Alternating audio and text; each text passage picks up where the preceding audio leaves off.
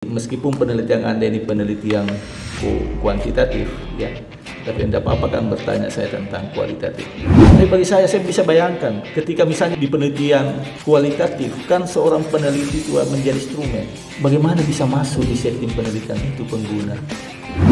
Apakah saudara perlu juga mencicipi sebagai pengguna supaya mudah masuki?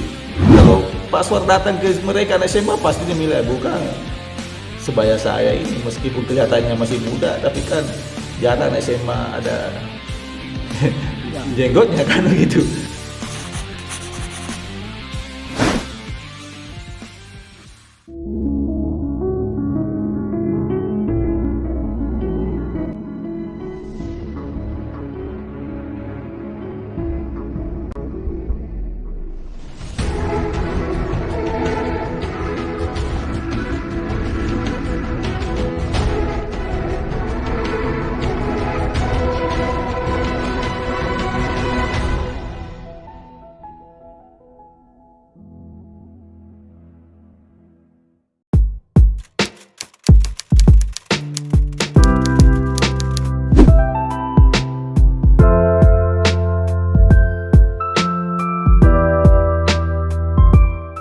Masih ada tampaknya penguji satu.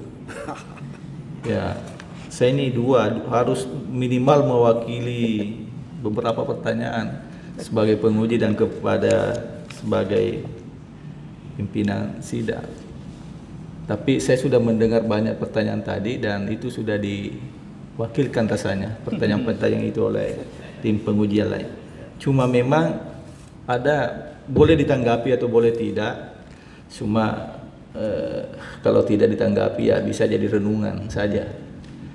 Saya agak sedikit, meskipun penelitian Anda ini penelitian kuantitatif, ya, tapi tidak apa-apa kan bertanya saya tentang kualitatif.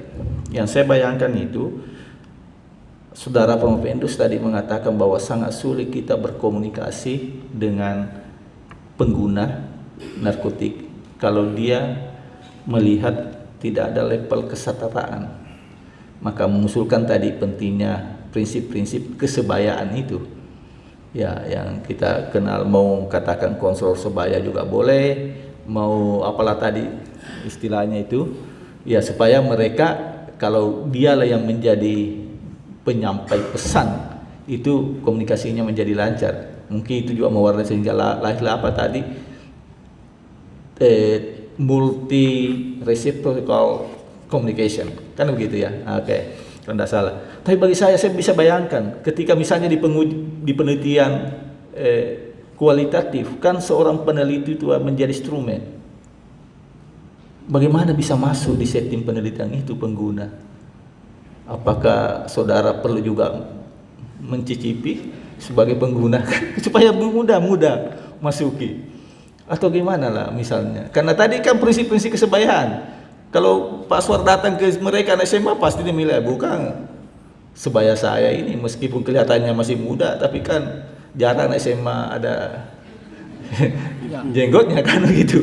Nah, mungkin boleh berikan pencerahan ke kami sekaitan dengan apa tadi itu multiple reciprocal communication. Ya, silakan. Terima kasih Pak terpelajar Bapak Wakil Direktur Bidang Akademik dan Kemahasiswaan Bapak Dr. Sulaiman Samad MSc. Terkait dengan prinsip-prinsip peer educator atau pendamping sebaya, kami menganggap di lapangan tidak mesti kita sebagai pengguna, ya, dengan memahami, mendengarkan, karena pengguna narkoba yang pertama itu ketika dia mau melakukan pengakuan menjadi teman yang baik, menjadi pendengar yang baik. Karena biasanya dia akan curhat, kenapa dia jual mobil, kenapa dia mau bercerai. Dengan memahami, mengerti apa masalahnya, insya Allah.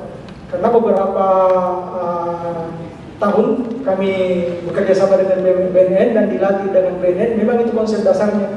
Kita harus berusaha memahami apa yang mereka rasakan. Karena pengguna narkoba itu ada beberapa alasan mereka menggunakan. Demikian. Oh iya, oke. Selanjutnya Kalau begitu kan penelitian tadi seirama dengan Anda katakan dan penelitian Anda menunjukkan bahwa pengetahuan menjadi variabel penting untuk tindakan-tindakan penyalahgunaan itu. Apakah Anda mau mengubah pepatah lama orang yang mengatakan tak kenal maka tak sayang, tak sayang maka tak cinta? Karena semakin orang mengenal narkoba, maka semakin dia sayang narkoba dan mencintainya sehingga sulit perilakunya. Atau ada hal lain mau pameo lama ini mau Anda tolak dalam temuan ini? Silakan. Terima kasih, Prof. Jadi menurut saya mungkin pameo itu tidak berlaku bagi narkotika, karena semakin orang memahami, mendalami, mempelajari efek yang akan ditimbulkan di masa yang akan datang, maka orang akan berpikir berkali-kali untuk menggunakan. Demikian. Ya, Artinya ada hal perlu keutuhan memahami itu tadi, mengenal pengetahuan kan. Kalau hanya mengenal sepotong sebagian-sebagian, barangkali kenikmatannya dia paham, resikonya dia tidak paham.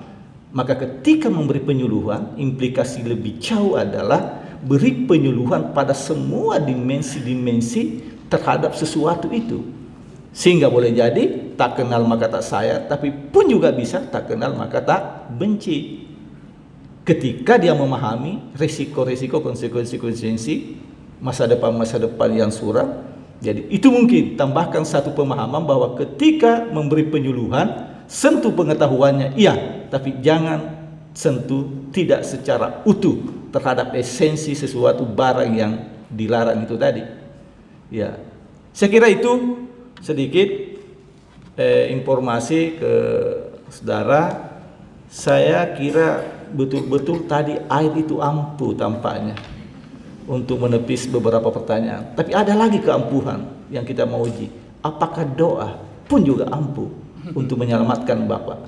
Maka ada waktunya 5 menit untuk Bapak Promovendus berdoa, karena kami akan bersidang 5 menit saja untuk menentukan hasilnya.